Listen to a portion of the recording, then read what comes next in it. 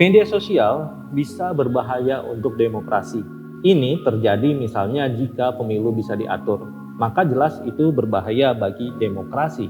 Tapi bukan berarti IT pemilu yang dibajak, bisa saja pemilihnya yang direkayasa. Bayangkan jika ada sekelompok orang bersekongkol mengatur hasil pemilu mendatang melalui pembentukan opini publik. Kebetulan, ekosistem sosial telah menyediakan alat untuk menjangkau lebih banyak massa, yaitu media sosial. Opini publik bisa dimanipulasi melalui media sosial, misalnya melalui industri buzzer dan influencer. Persekongkolan ini bisa saja oligarki politik yang memanfaatkan media sosial untuk mengeksploitasi keterbelahan politik di masyarakat. Propaganda untuk satu kandidat presiden dan black campaign terhadap kandidat lainnya bisa lebih cepat menjangkau masyarakat melalui para buzzer dan influencer ini. Semakin dibombardir, kita pun menjadi yakin seolah kandidat itulah yang terbaik. Padahal demokrasi bukan hanya soal memilih kandidat presiden yang rasanya dalam tanda kutip lebih baik dari yang lainnya, melainkan seberapa jauh kita mengenal dan menilainya. Kita punya pengalaman dengan polarisasi yang tajam di pemilu 2014 dan 2019. Kita merasakan bagaimana terbelahnya kita, teman jadi lawan politik, antar teman tidak saling bicara, bahkan ada yang sampai adu jotos gegara fanatisme di media sosial. Tak lama lagi, Februari 2024, pemilu akan segera digelar. Media sosial masih tampak diandalkan sebagai alat propaganda kepentingan para pihak. Yang setelah kita bertengkar keras di media sosial, para elit berpelukan dan bagi-bagi jabatan setelah pemilu usai. Bagaimana kita sebagai netizen dan pemilih sah di pemilu nanti nggak kecele lagi? Assalamualaikum warahmatullahi wabarakatuh. Salam smart netizen, semoga kamu sehat selalu dan tambah keren. Ya, jadi itu media sosial saat ini berpotensi melemahkan demokrasi. Karena proses demokrasi seperti pemilu bisa direkayasa melalui media sosial. Sampai 2000-an awal, algoritma media sosial belum sehebat saat ini. Sekarang, algoritma media sosial selalu bisa mengelompokkan orang sesuai peminatan dan kegiatan yang sama. Apa yang kita lihat di media sosial adalah yang kita minati dan yakini. Dalam kaitannya dengan kampanye pemilu, di masa lalu kita menggunakan TV, radio, media cetak yang sama untuk tiap orang untuk menayangkan iklan politiknya. Sejak 2000-an pertengahan, iklan di Facebook, Twitter, atau media sosial lainnya bisa ditargetkan ke kelompok orang dengan personalitas yang sama. Sehingga kita bisa membuat kampanye untuk memanipulasi segmen yang sangat kecil dari populasi untuk melakukan hal spesifik. Misalnya, mengajak memilih untuk salah satu kandidat saja, melakukan fundraising, dan lain-lain. Karena kita tidak memiliki kognisi alami untuk melawan hal itu, kita pun hanya melakukan apa yang seolah-olah kita diminta untuk melakukannya. Karena sering kita lihat di laman media sosial. Jadi, misalnya Anda adalah pendukung salah satu tokoh untuk dicalonkan sebagai presiden di pemilu 2024. Yang akan Anda lihat di media sosial adalah postingan terkait kerennya tokoh itu tadi, dari orang-orang yang juga pendukung tokoh itu.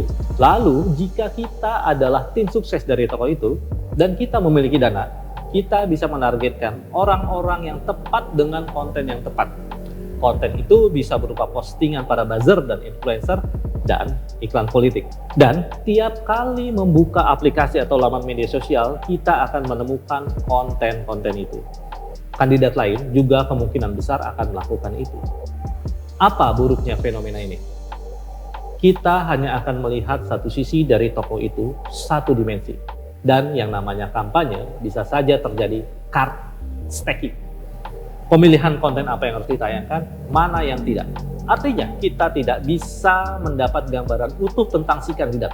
Padahal si kandidat ini jika dia menang sebagai presiden misalnya, dia akan memegang kendali atas kebijakan terkait hajat hidup orang banyak. Bagaimana kalau sejatinya presiden ini seorang yang manipulatif, seorang pribadi yang seringkali berbeda antara pikiran, ucapan, dan tindakannya, seorang pribadi yang mengalami disonansi kognitif sehingga cenderung eskapis ketika menghadapi masalah yang pelik. Padahal keputusan yang diambilnya akan berpengaruh pada nasib jutaan rakyat. Sejarah dunia mengalaminya. Hitler berhasil menjadi pemimpin Jerman karena propaganda masif di 1930-an.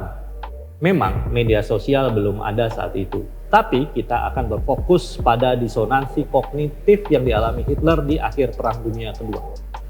Ketika Berlin diinvasi tentara merah Rusia Mei 1945, Hitler di bunkernya masih beranggapan Jerman akan bertahan dan menang melawan Rusia dan sekutu.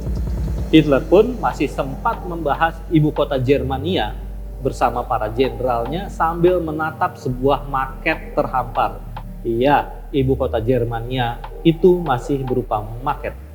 Sampai akhirnya setelah berkali-kali para jenderalnya menunjukkan fakta bahwa pasukan Jerman di jelang kehancurannya, Hitler baru bisa menerima kenyataan itu. Namun, alih-alih menghadapi kenyataan pahit itu, ia memilih bunuh diri di bunkernya. Kalau kamu menonton film Downfall yang legendaris itu, kamu akan menemukan juga adegan para perwira tentara Jerman berpesta di dalam bunker jelang kekalahan Jerman. Jadi, alih-alih menerima kenyataan pasukannya terdesak dan melawan sampai titik darah penghabisan, para perwira itu malah berpesta. Inilah eskapisme yang berasal dari disonansi kognitif. Ini terjadi ketika kita memilih kabur dari kenyataan pahit hanya sekadar untuk melipur lara. Padahal jelas tidak menyelesaikan masalah. Nah, tentu kita tidak ingin memiliki pemimpin seperti itu. Maka, proses demokrasi yang kita inginkan adalah yang tidak manipulatif. Demokrasi bukan hanya pilihan untuk memilih kandidat A atau kandidat B, melainkan bagaimana kita sebagai pemilih berhak atas informasi yang lengkap tentang para kandidat. Dan kalau melihat sifat dari algoritma media sosial yang cenderung satu sisi mata uang, sepertinya sulit. Pertanyaannya, apa yang bisa kita lakukan? Mengidentifikasi masalah adalah satu langkah maju.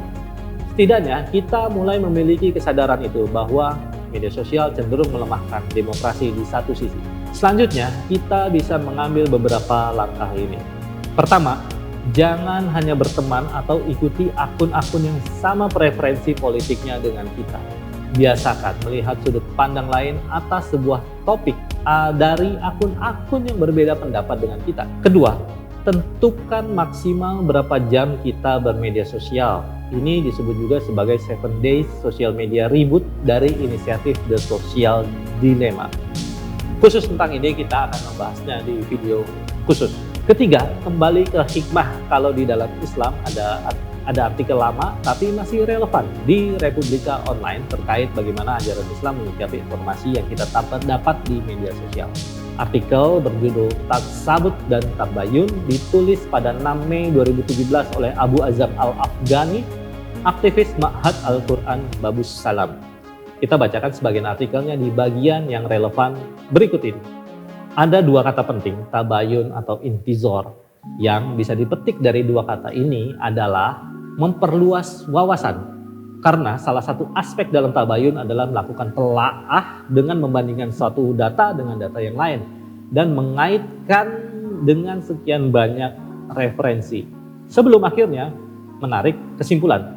Ada kalanya juga suatu informasi sudah diyakini kebenarannya, namun tidak tersedia data yang lengkap dan akurat untuk membuktikan kebenaran itu. Maka melalui tabayun akan memperkuat keyakinan akan kebenaran informasi tersebut. Nah, terima kasih sudah menyaksikan, semoga bermanfaat. Sampai jumpa di konten berikutnya. Wassalamualaikum warahmatullahi wabarakatuh.